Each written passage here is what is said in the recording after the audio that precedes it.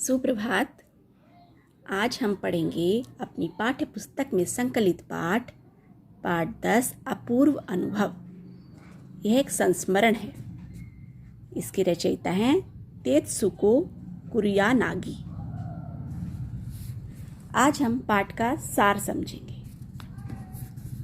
इस कहानी में दो पात्र हैं, एक बालिका तोत्तो-चान और उससे 1 साल बड़ा लड़का यासुकी-चान। यासुकी-चान को पोलियो था, अतः वह किसी पेड़ पर नहीं चढ़ पाता था। सभागार में शिविर लगने के 2 दिन बाद तोत्तो-चान को एक साहसपूर्ण काम करने का दिन आया। उसने अपंग यासुकी-चान को अपने पेड़ पर चढ़ने का न्योता दिया। तोमोए में प्रत्येक बच्चा बाग के एक पेड़ को अपने खुद के चढ़ने का पेड़ मानता था। तोत्तो-चान अक्सर खाने की छुट्टी के समय या स्कूल के बाद पेड़ के ऊपर चढ़ी मिलती थी। सभी बच्चे अपने अपने पेड़ को निजी संपत्ति मानते थे, किंतु दूसरे के पेड़ पर चढ़ने से पूर्व पूछना पड़ता था। यासुकी-चान पोलियोग्रस्त होने के कारण किसी पेड़ को अपना नहीं मान पाता था।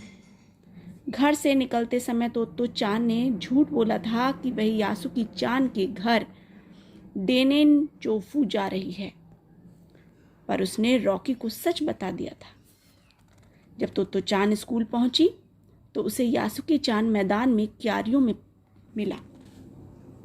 जैसे ही यासुकी-चान ने तोत्तो-चान को देखा, वह पैर घसीटता हुआ उसकी ओर आया। तोत्तो-चान यासुकी-चान को अपने पेड़ की ओर ले गई। वह चौकीदार के छप्पर से एक सीढ़ी घसीट लाई और उसे तने के सहारे ऐसे लगा दिया जिससे वह द्विशाखा तक पहुंच जाए। उसने सीढ़ी को पकड़ लिया और यासुकी-चान को ऊपर चढ़ने की कोशिश के लिए प्रेरित किया, पर उसके हाथ पैर इतने कमजोर थे कि वह बिना सहारे पहली सीढ़ी भी नहीं चढ़ पाया। वह सिर झुकाकर खड़ा हो गया। तोत्तो-चान कोई और उपाय सोचने लगी। वह चौकीदार के छप्पर से एक तिपाई सीढ़ी खींच लाई। वह सीढ़ी द्विशाखा तक पहुंच रही थी।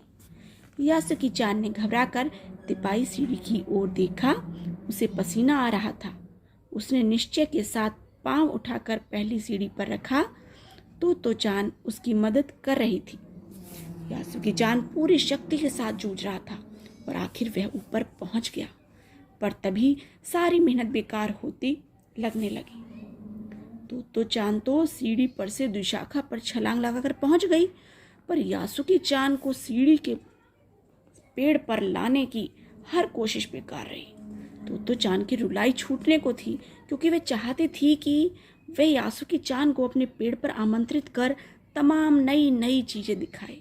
तोत्तो-चान ने यासुकी-चान के पोलियो से पिच की और अकड़ी उंगलियों को अपने हाथ में थाम लिया और बोली, तुम लेटे रहो, मैं तुम्हें पेड़ पर खींचने की कोशिश करती हूँ।